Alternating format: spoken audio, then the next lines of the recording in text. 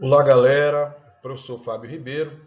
Bem, pessoal, iremos para os exercícios de aplicação sobre o assunto segundo a lei da termodinâmica, ok?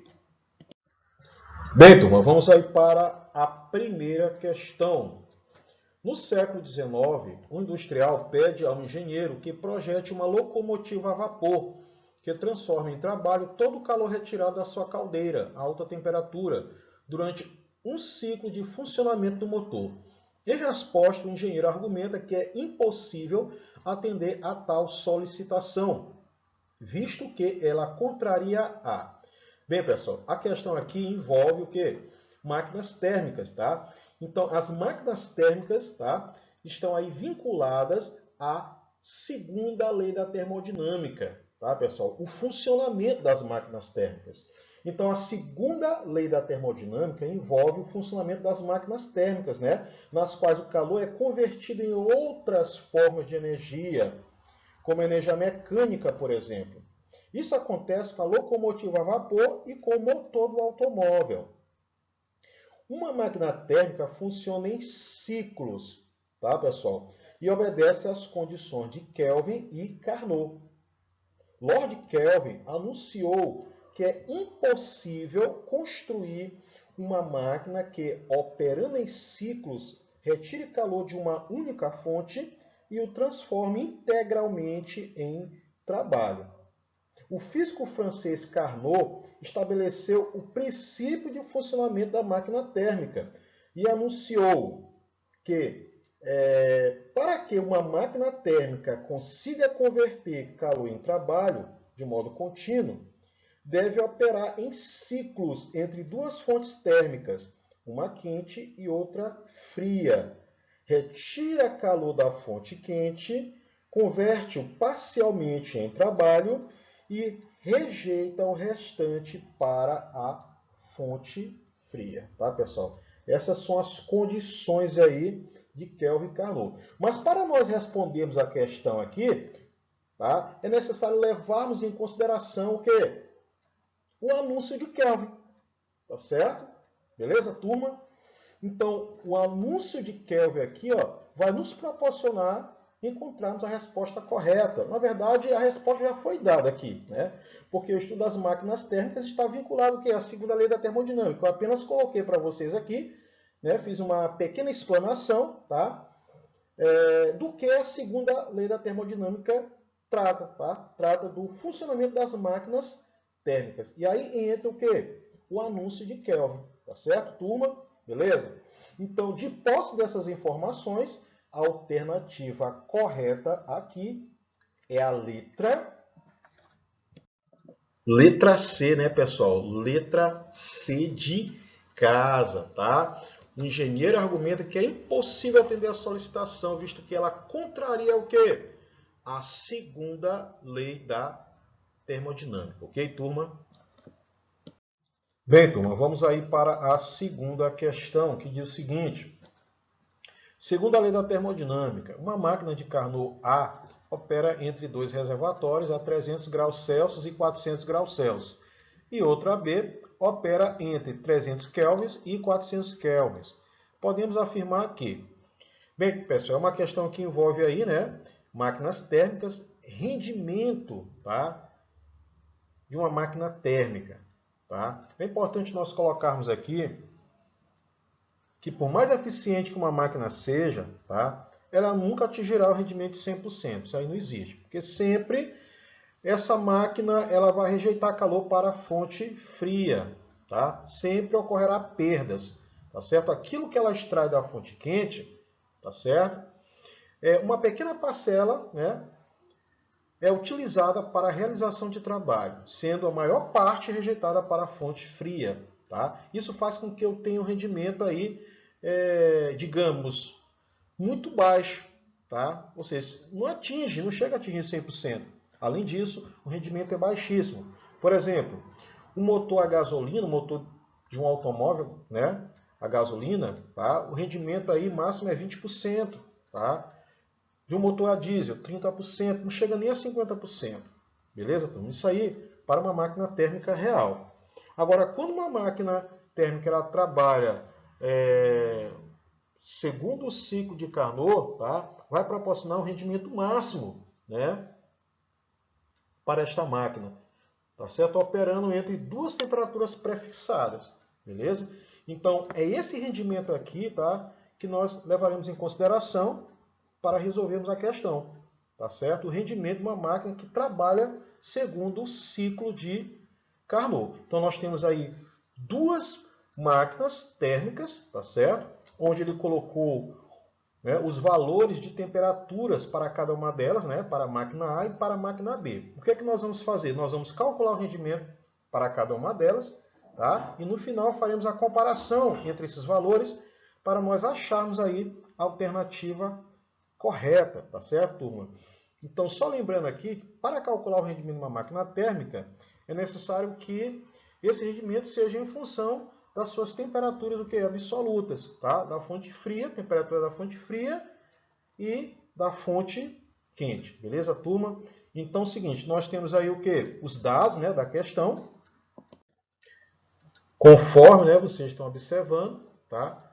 Nós temos aqui para a máquina de Carnot A as temperaturas da fonte fria e da fonte quente, e para a máquina de Carnot B, né, também, né, temperatura da fonte fria e da fonte quente.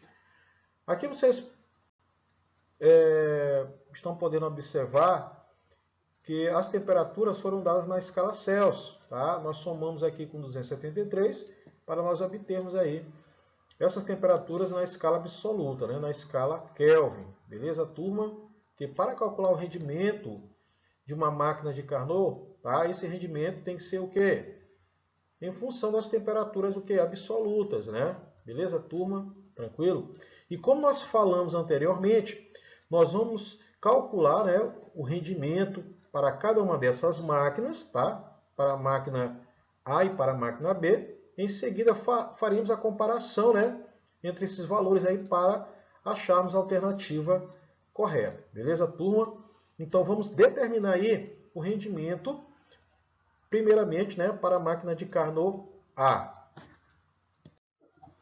Tá? Então, o rendimento para a máquina A é igual a 1 menos temperatura da fonte fria dividido pela temperatura da fonte quente. Tá? Então, o rendimento da máquina A é igual a 1 menos... Tá? Então, quem é a temperatura da fonte fria para a máquina de Carnot A? 573. Dividido pela temperatura, né, da fonte quente para a máquina de Carnot A, que é 673. Beleza? Então, o rendimento é igual a 1 menos 573 dividido por 673 é igual a 0,85. O rendimento para a máquina de Carnot A é igual a 0,15. Tá? Então, lembrando que este valor aqui é dado em porcentagem. Tá? Então, 0,15 é igual a quê? A 15%. Beleza? Então, esse aqui é o rendimento da máquina de Carnot A. Para o cálculo, né, do rendimento da máquina de Carnot B é o mesmo, beleza, turma? Porém, iremos utilizar esses valores aqui, ó, dados na questão, ok? O cálculo, né, fica dessa forma, tá certo? A expressão é essa daqui, é a mesma expressão utilizada aí para calcular o rendimento da máquina A, né? Então, o rendimento de B é igual a 1 menos temperatura da fonte fria dividido pela temperatura da fonte quente. O rendimento de B é igual a 1 menos quem é a temperatura da fonte fria para a máquina B, 300 Kelvin, dividido quem é a temperatura da fonte quente, 400 Kelvin. Tá? O rendimento de B é igual a 1 menos 300 dividido por 400, 0,75. Tá? O rendimento de B é igual a 1 menos 0,75, 0,25. Tá, pessoal? O rendimento de B é igual a 25%. Beleza, galera? Então, comparando esses dois valores aqui, ó, 15% para a máquina A e 25% para a máquina B, tá? Podemos agora tranquilamente, tá, achar a alternativa correta. Beleza, turma? Letra A, né, pessoal? O rendimento de A é menor que o rendimento de B. Beleza, turma? Tranquilo? Letra A de amor. Ok, galera? Bem, pessoal, vamos aí para a terceira e última questão. Segundo a lei da termodinâmica, um motor de avião com funcionamento a querosene apresenta o seguinte diagrama por ciclo. Este diagrama que vocês estão observando aqui, tá? A energia que faz a máquina funcionar provém da queima do combustível e possui um valor igual a 6 vezes 10 elevado à quarta potência joule por quilogramas. A quantidade de querosene consumida em cada ciclo em quilograma é... Bem, pessoal, é necessário entendermos, tá, este diagrama aqui. Nós já vimos que a locomotiva a vapor, o motor de avião são exemplos de máquinas térmicas. E as máquinas térmicas operam, né, em ciclo entre duas fontes de calor, uma quente e outra fria. Tá? Então, a máquina térmica extrai da fonte quente, tá, essa quantidade de calor total. Parte desse calor realiza trabalho, né? Parte dessa energia extraída realiza trabalho, tá? E a maior parte dessa energia extraída da fonte quente, tá, é rejeitada para a fonte fria. Isso faz com que as máquinas, né, nunca cheguem a um rendimento de 100%. Até coloquei para vocês que o rendimento é muito baixo, porque nós temos muita energia rejeitada para a fonte fria, né? Não chega a 50%, tá? Então, as máquinas mais eficientes aí chegam a 30%, 35% aí, são os motores a diesel, né? De 4 tempos aí, beleza, turma? Bem, aqui a questão coloca que a energia que faz a máquina funcionar, essa máquina funcionar em ciclo, tá? Provém da queima do combustível, né? De um combustível, né? E possui um valor de 6 vezes 10 elevado à quarta potência joule por quilograma. Tá? Então ele pede na questão a quantidade de querosene consumida em ciclo em quilograma. Tá? Quanto de massa, tá, é consumido, né? Quanto de massa do querosene é consumida, tá, em cada ciclo. Beleza, turma? Tranquilo? Então, nós temos aqui o dado da questão, né? Foi o valor aqui fornecido aqui na questão, essa energia liberada aqui, né? Na queima do combustível, beleza? Bem, nós temos aqui o motor, né? Como eu coloquei, operando entre duas fontes. Aqui nós temos a fonte quente. Aqui nós temos o trabalho realizado e aqui nós temos a fonte fria.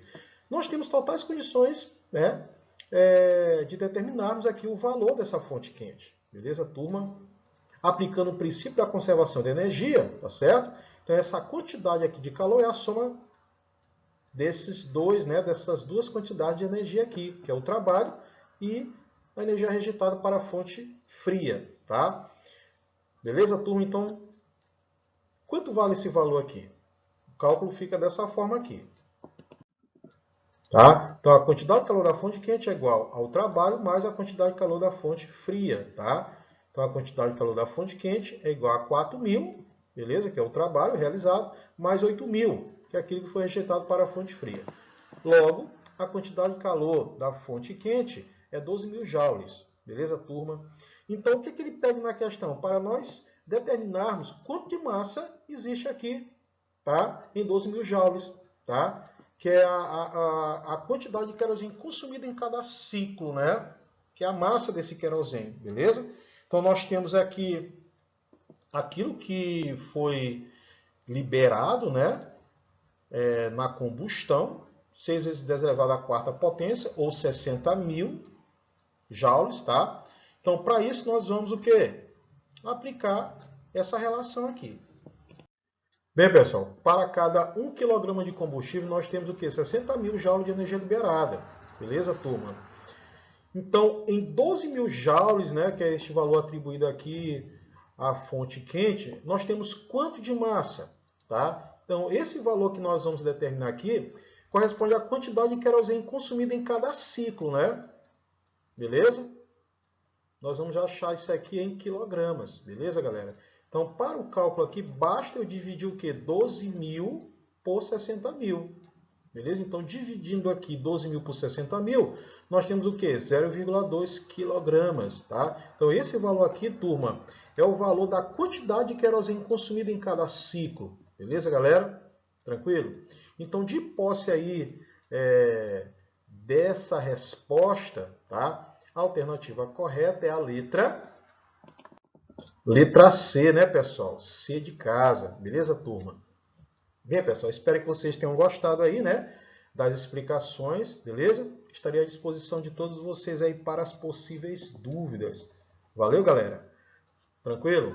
Um abração a todos. Tchau, tchau.